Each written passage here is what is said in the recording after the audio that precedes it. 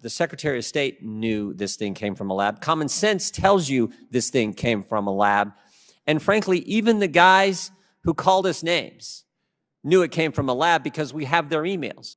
I now recognize Mr. Jordan from Ohio for 5 minutes. Thank you, Mr. Chairman. Mr. Ratcliffe, I think Dr. McCormick was on to the right question. It seems to me the fundamental question is why? Why did they lie to us? And why is it taking so long? You point this out in your testimony. Why is it taking so long for every government agency to admit what we all know? Because belief in a lab leak as the origin of, as the start of this is not a conspiracy theory, is it, Mr. Ratcliffe? No. Why is it taking so long then? I mean, you knew that early on, right? If I look at you knew that you were confirmed, I think, in May of 2020, and you knew that within weeks that this thing came from a lab. In fact, you say that, I think, in your testimony. You say a lab leak is the only explanation, only credible explanation. If this were a trial, the preponderance of the evidence is all on the side of the lab leak. You knew that within weeks. So why did the government not tell us the truth?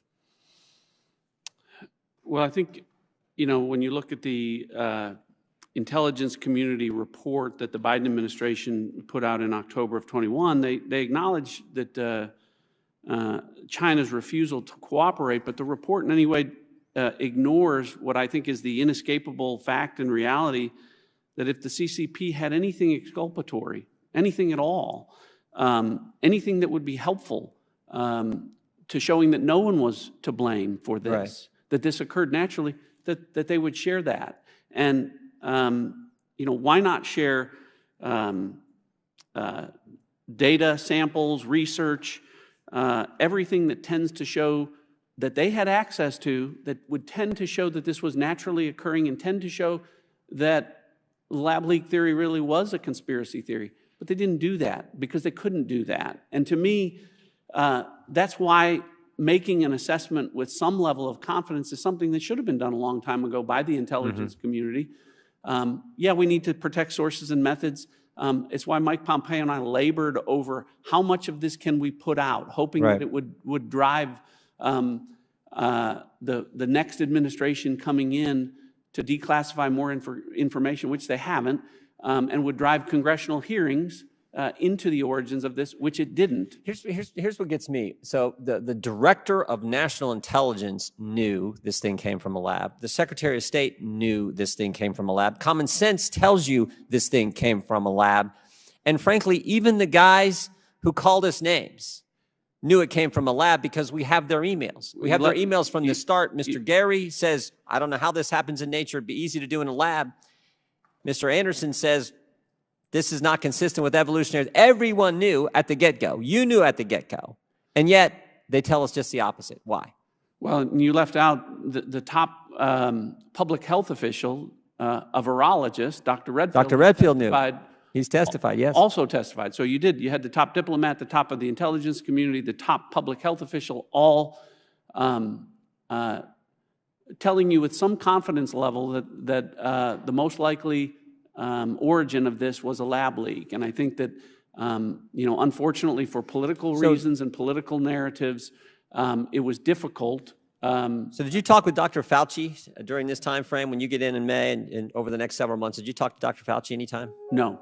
Never spoke with Dr. Fauci? No. Do you find that strange when he's out saying something directly contrary to the Secretary of State, to the Director of National Intelligence, and to the top virologist, Dr. Redfield, that Dr. Fauci wouldn't talk with you? Yeah, to be clear, there were folks within the coronavirus task force that were communicating, medical and scientific information to the intelligence community, not me directly. But none of that information was, frankly, consistent with what we've talked about, what the intelligence showed.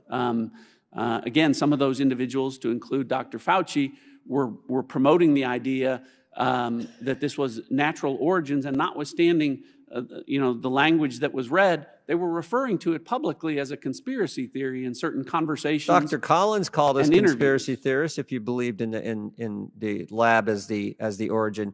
Tell me why do you think Fauci and Collins took that? I got my theory and I think I'm right, but I'd like to hear from the Director of National Intelligence what he thinks Fauci and Collins' motivation for sharing false information with the American people. Well, I think the best evidence of that is their own conversations, which say that they didn't want unwarranted or unwanted, or I think the term was unwanted attention to the relationships that were taking place between Western virologists and those working within Maybe the Wuhan you think Institute of maybe Virology and funding sources for some of that research. our money to a lab in China that wasn't up to code, that was doing gain of function research, and that's where this thing came from. That's what they didn't want us to know.